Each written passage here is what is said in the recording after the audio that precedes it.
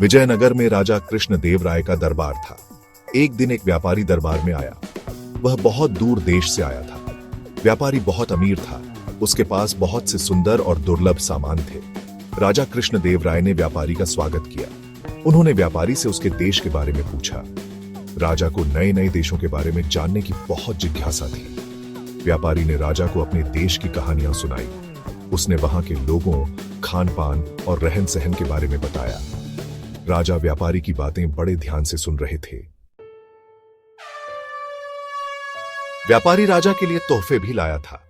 उसने राजा को बहुत से सुंदर रेशमी कपड़े, सोने के आभूषण और कीमती रत्न भेंट किए। लेकिन इन सब से बढ़कर व्यापारी 7 खूबसूरत घोड़े भी लाया था। ये घोड़े बहुत ही दुर्लभ नस्ल के थे। उनके शरीर पर चांदी के जैसे बाल थे और आंखें चमकदार मोतियों जैसी थी। राजा कृष्णदेव राय घोड़ों को देखकर बहुत प्रसन्न हुए। उन्होंने पहले कभी इतने सुंदर घोड़े नहीं देखे थे। राजा ने व्यापारी को घोड़ों के बदले बहुत सारा धन दिया। व्यापारी राजा की उदारता देखकर बहुत खुश हुआ। उसने राजा को धन्यवाद दिया और अपने देश वापस चला गया। राजा कृष्णदेव राय ने नए घोड़ों को अपने शाही अस्तबल में रखवा दिया।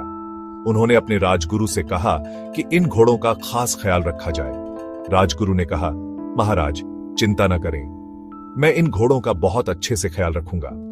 लेकिन राजगुरु को घोड़ों के बारे में ज्यादा जानकारी नहीं थी।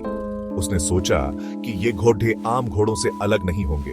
राजगुरु ने नौकरों को हुक्म दिया कि वे घोड़ों को भरपूर भूसा और चना खिलाएं।